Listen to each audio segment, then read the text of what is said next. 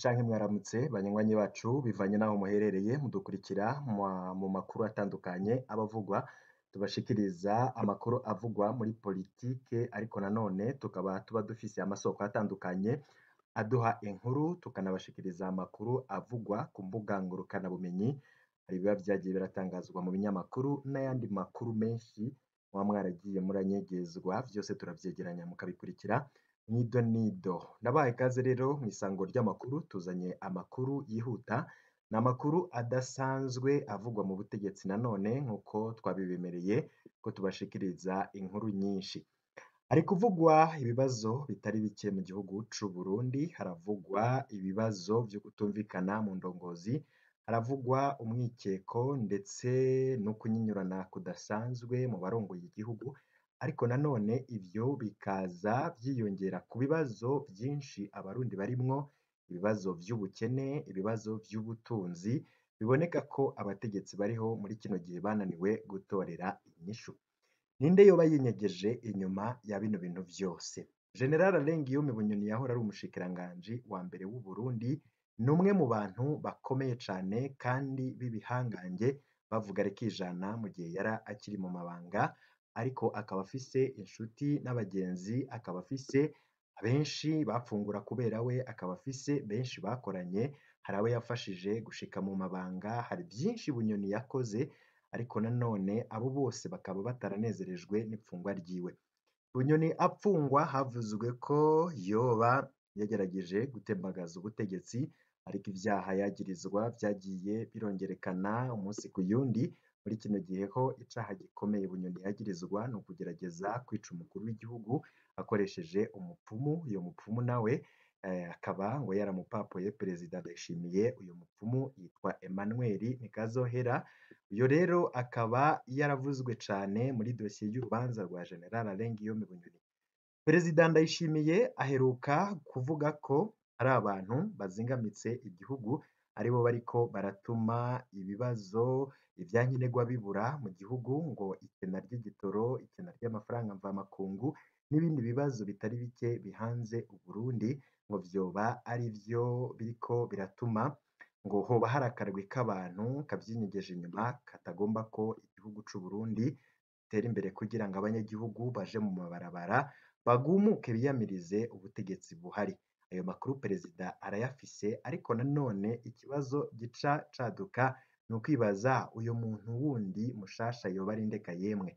Ko perezida Ndayishimiye aja gukura General Guillaume Bunyoni, yavuze ko Bunyoni ari we yazingamitse ubutunzi bw'igihugu, ko ari we ariko aragumura abanyagihugu mu gutuma igitoro kibura mu gihugu.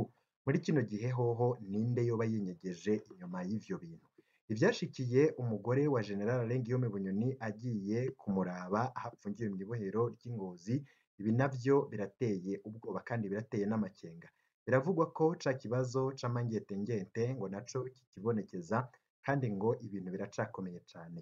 Impuzu za General Guillaume Bunyoni zaraturiwe. Uko guturirwa kw'impuzu za Bunyoni vyoba binyegeje iki? Banywanyi bacu tugiye kubashikiriza amwe mu makuru adasanzwe.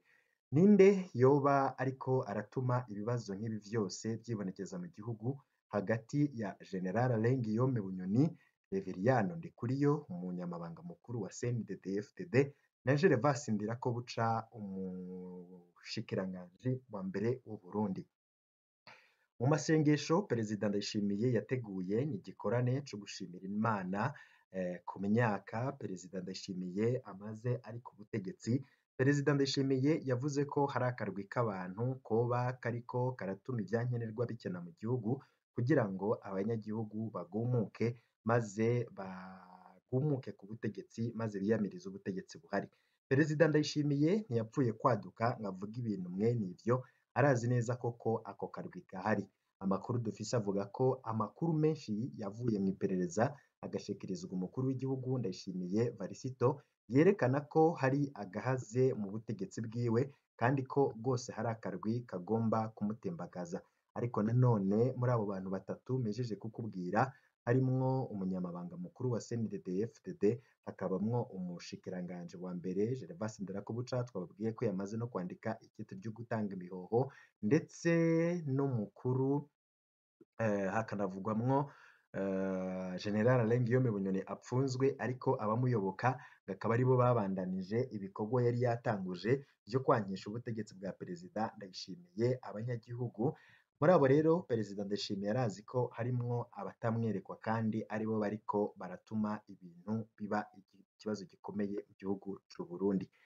None abarundi bagiye kuba bande nimba abategetsi bwabo batanguye gucanamwo aho gutorera inyishu zihanze aho gutorera inyishu ibibazo bihanze abarundi bakaba bari muri izo ngwano z'urutavanako ndetse no guhangana igihugu kizotera imbere gute.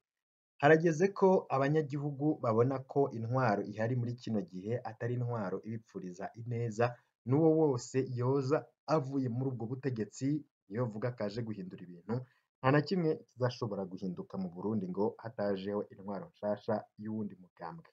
Bamwe n'abandi niko babibona. Vy'ukuri ni ibiki vyinyegeje inyuma y'ibiriko biraba mu gihugu. Imbere yuko tubijako kambanze ndakubwire kano gakuru kavuzwe cane ku mangetengente yoba yarafatiwe mu mpuzu General Guillaume Bunyoni yambara. General Guillaume Bunyoni akaba apfunzwe ariko umuryango wiwe nawo ukaba utorohewe muri kino gihe. Biravugwa ko rero ngo umupfumu yasavye ko baja kumuzanira impuzu za General Guillaume Bunyoni kugira ashobore kurekurwa, kandi ngo umupfumu akaba yaramaze kuvuga ko Bunyoni ategerezwa kurongora Uburundi vyanka vyakunda. Umugore wa Bunyoni yafatanywe impuzu za Bunyoni mw'ibohero aho General Guillaume Bunyoni apfungiwe. Yoba ari amangetengente. Zimwe ni mu mpuzu za Bunyoni zaraturiwe kuwa gatanu uheze mw'ibohero rya Gitega. Vyatangaje abantu bakanibaza ibi vyoba ari ibiki. Ibintu bibandanya kuba ku muryango wa General Guillaume Bunyoni iyo umugemuriye mw'ibohero Igitega ni ibintu bitangaje cane. Twaheruka kubaha inkuru y'imfungurwa y'imfura ya Bunyoni yasabwe gukura impuzu zose kugira yemererwe kuja kuraba se. Kuwa gatanu uheze naho ni ukuvuga igenekerezo rya 14 z'ukwezi kwa gatandatu mu mwaka w'ibihumbi 2024, umukenyezi wa Bunyoni yarahuye n'ibitoroshe mu gihe nawe yaragemuriye umugabo wiwe. Umugore wa Bunyoni Yasenta Niyonkuru yavuze ati ntimushobora gukora mu mfungurwa z'umugabo wanje mudakaravye. Ivyo vyarateje impari zikomeye ndetse haduka n'impari. Umupfasoni Yasente Niyonkuru yaragemuriye umugabo wiwe nk'uko bisanzwe, baramusaka bakoresheje icuma. Aho nta ngorane irimwo, ingorane zadutse hageze gusaka ibifungurwa azanye. Umupolisi yashatse gukora muri izo mfungurwa, Yasente Niyonkuru aramurahira ko adashobora kubikoramwo adakaravye. Genda ubanze ukarabe ubone kuza gukora mu mfungurwa z'umugabo wanje. N'agashavu kenshi umupolisi nawe ati genda uzane ab'inzobe nkawe aba aribo bazohora bagusaka.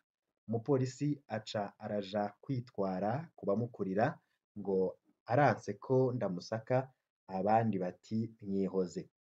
Nuko haraca umwanya Yasente Bunyoni arindiriye arabura uwuza kumusaka ngo aje kuraba umucanshe wiwe.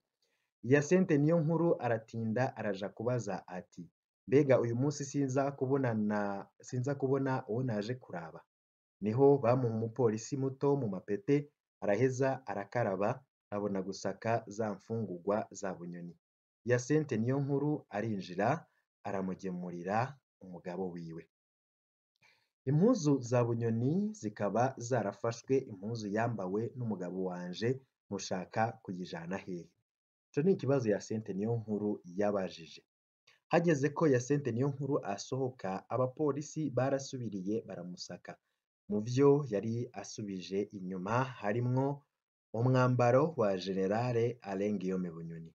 Umwambaro w'abanyororo benshi bita kondane, ni wa mwambaro usa n'urwatsi rubisi abanyororo bambara. Impari ziba zirasubiriye kwaduka, abapolisi bati izi mpuzu uzijanye hehe? Uwundi abanza aranuma, hama arababwira ko uwo mwambaro wabaye muto agiye kuwusubirishamwo. Abapolisi baramurahira ko adashobora gusohokana umwambaro w'umunyororo, bati nk'ubu yotumwako na sentare yogenda yambaye iki? Yogwaraho yoja kwivuza yambaye iki? Impuzu barazimwatse, uruhagarara ruraduka, induru ija hejuru kugeza aho umuyobozi w'ibohero aza kuraba ivyo ari vyo. Hyacinthe Niyonkuru yagira ati reka basi ndazisubizeyo. Baramwankira ngo bazomenya bonyene ingene bazimuha. Hyacinthe ati impuzu yambawe n'umugabo wanje mushaka kuyijana hehe? Urwamo rwabaye rwinshi. Niho Hyacinthe yagira ati nimba mudashobora kwemera ko tuzimushira mukaba mutemeye ko ndazijana nimuzane ikibiriti tuziturire mva ngaha zibaye umunyota. Vyahavuye bigenda gutyo nyene impuzu barazituriye zirasha zirahera. Hyacinthe Niyonkuru abona gutaha, abari ngaho basigaye bajumariwe babonye ivyari bihejeje kuba. Ikibazo c'amangetengete. Tubajije bamwe mu bapolisi bari ngaho ico ivyo bintu vyavuyeko, batubwiye ko biketse ko umupfumu yoba yatumye ko bamushira impuzu Bunyoni yaburaniyemwo. Ku ruhande rw'abegereye umuryango wa Bunyoni nabo bavuga ko bagize amakenga babonye abapolisi bashaka kugumana impuzu yambawe na Bunyoni kandi ntibashake ko isubizwa kwa Bunyoni, naho nyene biketse ko ishobora kujanwa mu bapfumu.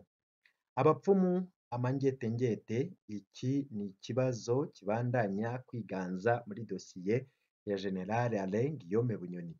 Ndabibutse ko icaha gikomeye gipfunze Bunyoni ari uko yoba yaragerageje kwica Perezida Ndayishimiye abanje kugura umupfumu wo mu Ruyigi yitwa Emmanuel Ntikazohera. Uyu nawe akaba yivugira ko yarasanzwe yarakoranye na Perezida Ndayishimiye. Uyu mupfumu yoba yaremeye kwica Perezida Ndayishimiye mu kumuha umuti utari wo, abanje kumubesha ko ubuzima bwiwe bubangamiwe. Uyu mupfumu aniyemerera ko yagize uruhara mu rupfu rwa Perezida Nkurunziza, naho parike ifise amajwi y'ivyo bintu ntiyigeze ikurikirana Emmanuel Ntikazohera. Bunyoni yagirijwe ko yahaye amahera uwo mupfumu anamugurira ipikipiki kugira ngo amwicire Evariste Ndayishimiye. Ibikorane vy'inkinamico vyoba biba mu Burundi vyoba bitanga uwuhe musaruro? Uyu munsi haravugwa ibibazo vy'abapfumu n'abarozi muri CNDD-FDD, ariko ibikorane ntidusiba kubibona. Ibi bikorane bifasha iki abarundi? Igikorane c'umuryango w'umukuru w'igihugu wigira imyaka 4 amaze ku butegetsi, Perezida Ndayishimiye yavuze ko hari akarwi kariko karatuma ibintu bikena mu gihugu kugira abanyagihugu bagumuke. Perezida arafise vyanka vyakunda amakuru n'abantu boba bavyinyegeje inyuma. None ko yafunze General Alain Guillaume Bunyoni ariwe yavugwa ko ariwe yatumye ibibazo bibumurengera mu gihugu, ubu hoho hadutse Bunyoni mushasha. Uyo yoba ari nde? Hari amazina atatu ahambaye cane muri ivyo bivugwa ko vyoba ari vyo aribo boba bateza ikibazo gikomeye mu gihugu. Uwuza kw'isonga haravugwaho General Alain Guillaume Bunyoni n'abamuyoboka. Bunyoni wiwe arapfunzwe ariko umurwi umuyoboka uracahari kandi uracari ku kivi gushika Bunyoni akuwe mw'ibohero maze akaza gutabara abarundi nk'uko abari muri uwo murwi babivuga. Haravugwa kandi umukuru w'umugambwe CNDD-FDD Reveriyano Ndikuriyo batazirakora. Reveriyano Ndikuriyo we avugwa kubera ko abona ko Perezida Ndayishimiye yamaze gusambaguza umugambwe CNDD-FDD, ariko Reveriyano Ndikuriyo we agashimikira cane ku kuba Perezida Ndayishimiye atubaha iragi rya Samurarwa, atubaha iragi rya Petero Nkurunziza, akavuga ko Pierre Nkurunziza ari umuntu w'intwari, ariko Perezida Ndayishimiye we akaba atigera acisha mu kanwa kiwe izina Petero Nkurunziza, mu gihe Ndikuriyo we yamiza mu kanwa kiwe izina Petero Nkurunziza. Biboneka ko bompi rero badahurije ku kuba Petero Nkurunziza ari imboneza yamaho canke ari intwari yo muri CNDD-FDD. Petero Nkurunziza we akamwagiriza ko, Ndayishimiye we akagiriza Nkurunziza ko yasambuye igihugu kandi ko ibibazo byose igihugu kirimwo ari we yabiteje, ariko Ndikuriyo we akabona ko igihugu ahubwo gitegerezwa kubakira iragi Petero Nkurunziza yasize, ari naho uyo Ndikuriyo yahavuye yemera gutanga intererano kugira hubakwe istati canke icibutso ca Petero Nkurunziza gifise imetero 6. Ico cibutso akaba ari ico agiye kubakira Petero Nkurunziza mu gihe Ndayishimiye we rwose atereko ivya Nkurunziza. Ivyo rero bigatuma bamwe bavuga ko Ndikuriyo ari umwe mu batishimiye ubutegetsi bwa Perezida Ndayishimiye, akaba yikekwa ko yoba ari mu bariko baratuma ivyankenerwa bibura mu gihugu kugira abanyagihugu bagumuke, nk'uko Perezida Ndayishimiye yabivuze mu masengesho mu gikorane yagize cabereye i Mwaro. Haravugwa kandi Gervas Ndirakobuca aravugwa kubera ko abohewe amaboko imugongo n'umuryango w'umukuru w'igihugu. Izo nkuru twazibahaye zose nido nido z'ukuntu Perezida Ndayishimiye rwose abangamiye cane umushikiranganji wa mbere n'umutambukanyi wiwe Angelina Ndayubaha, akaba ari abantu basuzugura cane Ndakugarika kandi akaba afitaniye ubugenzi budasanzwe n'umukuru w'ibiro vy'igisirikare General Prime Niyongabo kubera yamuryamyeko mu gihe Perezida Ndayishimiye yari yasinye dekret yo kumukura mu mabanga. Iyo mirwi rero isharikanye biravugwa ko ariyo Perezida Ndayishimiye yoba nikeka ko ariyo iriko iratuma ibibazo vyongerekana mu gihugu kugira abanyagihugu bagumuke bakoreko ubwo butegetsi. Perezida Ndayishimiye agiye gukoresha uwuhe mukenyuro? Kugeza muri 2022 mu bikorane nk'ivyo Perezida yagiye arategura, Perezida Ndayishimiye n'umushikiranganji wiwe wa mbere General Alain Guillaume Bunyoni nibo bari abigisha bakuru babwira abarundi ubushobozi bw'Imana n'ivyo yabahishuriye bidasanzwe. Mu bikorane nk'ivyo twahoze tubona Ndayishimiye apfukama Bunyoni akamusengera. Yoba yari nk'ikinamico canke vyari ibindi banyegeje? Ivyo bavuga vyoba biva mu mangetengente, boba bayaga n'Imana ku murango ariko mw'ijoro bagahimbaza abapfumu. Ico bikora Imana tuzi irangwa n'urukundo. Birababaje kumva ko hari umuntu agenda gushira iminwe mu mfungurwa z'uwundi mugabo, ko mbona ivy'abadede bitamenyerwa. Ndayishimiye nawe niyapfungwa yoba yiteguriye gupfungura ivyo abapolisi bakozemwo. Ibi bintu birababaje cane kandi birateye n'agahinda. Ico bikoze ubu butegetsi bamwe babona ko kuva bwashika mu mwaka 2005 ataco bwafashije abarundi atari ugusubiza igihugu inyuma no kugitabaganza, aho bamwe bavuga bati nuwoza gusubirira iyo ntwaro ihari nawe bizomugora cane kuko igihugu caramaze kuja ahabi bimwe biboneka. Gutyo rero nuza asubirira Perezida Ndayishimiye ntabwo bizamworohera kubera ko igihugu caramaze gupfapfana, igihugu cararangiye, igihugu kigeze ahatemba.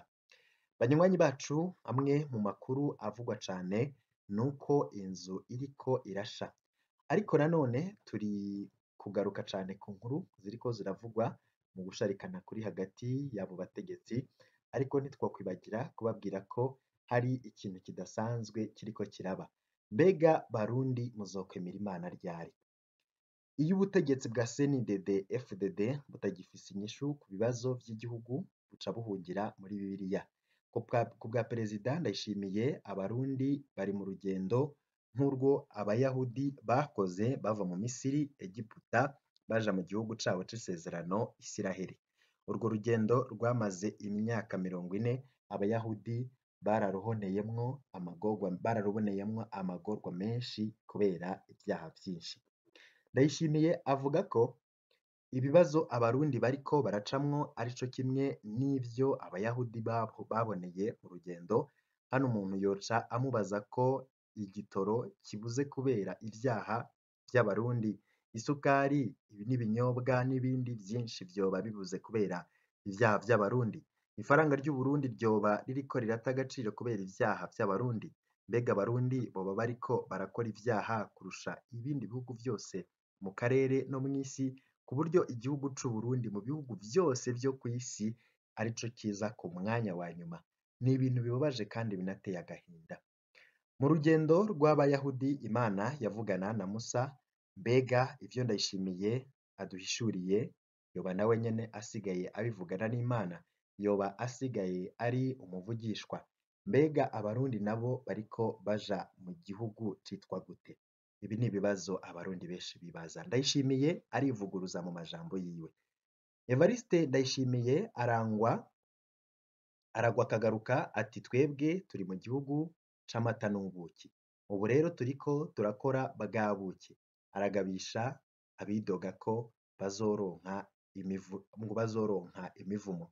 Imvugo ya Perezida Ndayishimiye hamwe ivuga urugendo rwo kuja mu gihugu c'isezerano, ahandi ikavuga ko twagishitsemwo.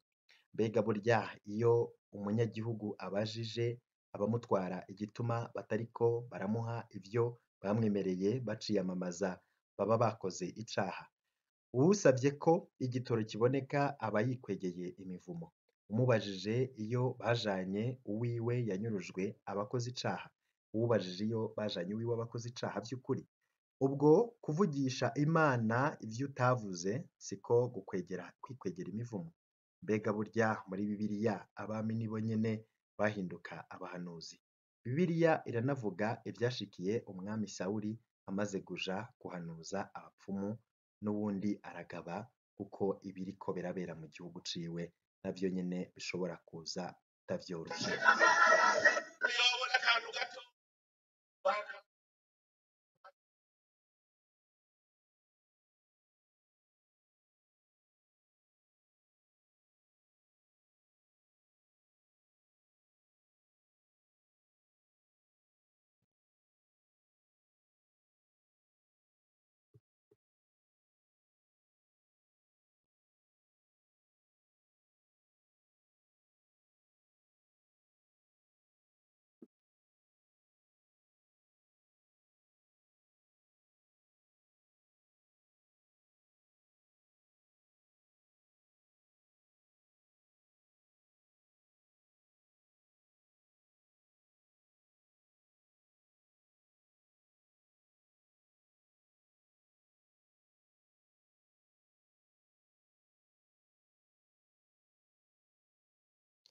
Ndabakengurukiye mwese mukurikira amakuru n'ibiganiro dutambutsa. Mu kanya gato turaza tubashikiriza n'ayandi makuru agezweho.